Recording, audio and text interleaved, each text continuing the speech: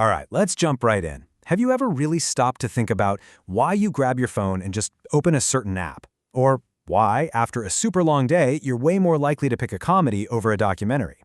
Well, today we're going to unpack this amazing, classic theory that, get this, was explaining our modern media habits decades before the first smartphone even existed. It's kind of wild. So let's start right there with a really direct question. When you unlock your phone screen, what are you actually looking for? I mean, are you bored? Are you curious? Maybe a little lonely? Or just stressed out? The answer to that question, well, it's the key to understanding your entire relationship with media. You see, for the longest time, researchers looked at this whole thing as a one-way street. They basically saw audiences, people like us, as these passive sponges, just sitting there waiting to be shaped and influenced by whatever was on TV or the radio. Their whole focus was on what the media was doing to us. But then, everything changed. In 1973, a paper from Katz, Blumler, and Gurevich just completely flipped the script. I mean, look at this. They took that old question, what do media do to people, and they turned it on its head. They started asking a much more interesting question. What do people do with media? It might seem like a small tweak in wording, but believe me, that one little change, it changes absolutely everything. And that new question gave rise to a totally revolutionary idea, the concept of the active audience. It's this idea that you're not just some passive consumer, you are an active, engaged user.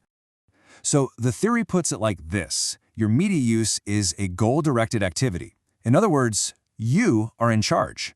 One researcher put it perfectly when he was talking about kids and TV.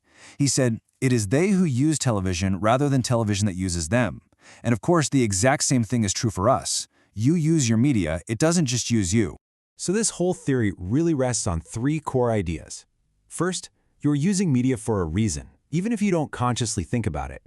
Second, you are the one in the driver's seat, making the choices. And third, and this is a big one, that show you're about to stream isn't just competing with other shows. Nope, it's competing with everything else you could be doing to satisfy that same need, whether it's calling a friend, going for a run, or just reading a book. Okay, so if we're actively using media, what are we using it for? What are these gratifications that we're all searching for? Let's break down the big categories of needs we're trying to meet. Researchers kind of boiled all of our needs down into four big buckets. First up, information. Pretty straightforward, right? This is when we're just trying to learn something, satisfy our curiosity, or kind of keep an eye on what's happening in the world around us. The theory calls this surveillance. Next, there's personal identity. This is a cool one. It's when we look to media to find role models or to see our own values reinforced on screen. Number 3 is social connection. Watching a show just so you can talk about it with your friends the next day? That's this. Or it can even be about finding a stand-in for real companionship. And last but not least, we have diversion. Ah yes, the one we all know and love. This is all about escape, relaxation, and just pure emotional release. Think binge-watching an entire season after a killer week at work. And this right here really shows just how personal this all is. This quote from the original research is just fantastic. It basically means that the very same TV show can be a total escape from reality for one person, while for someone else it's a way to better understand their own life and where they fit in the world. See? It's not really about the content, it's about the needs you're trying to satisfy. And that brings us to a really interesting, kind of subtle point. The satisfaction we get, that gratification, it doesn't just come from the plot of the movie or the facts in the news. It actually comes from a few different places.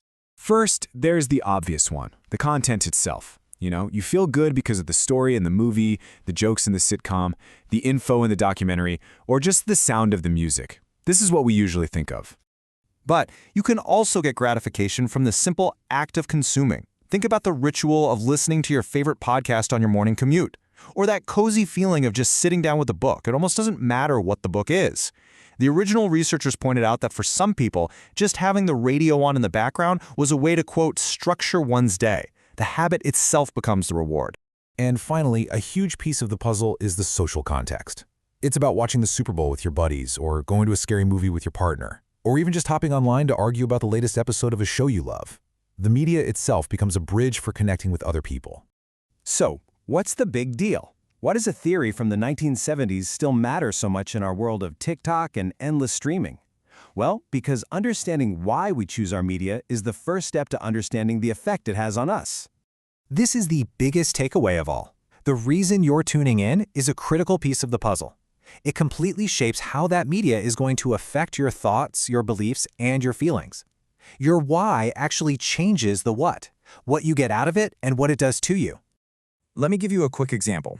Picture two people watching the exact same medical drama. Now, person A is watching just for pure escape. They've had a long day, they want to turn their brain off, they're probably going to be distracted and not really absorb the nitty-gritty details. But person B is watching for what the theory calls reality exploration. Maybe they're curious about what it's really like to be a doctor. They're going to process all that information in a totally different way, maybe even forming real-world ideas about hospitals. Same show, different need, totally different effect. So, the next time you pick up your phone or flip on the TV, I want you to think about it like this. You're not just passively watching something. You are actively hiring that piece of media to do a specific job for you. So, the question is, what job are you going to hire your media to do next?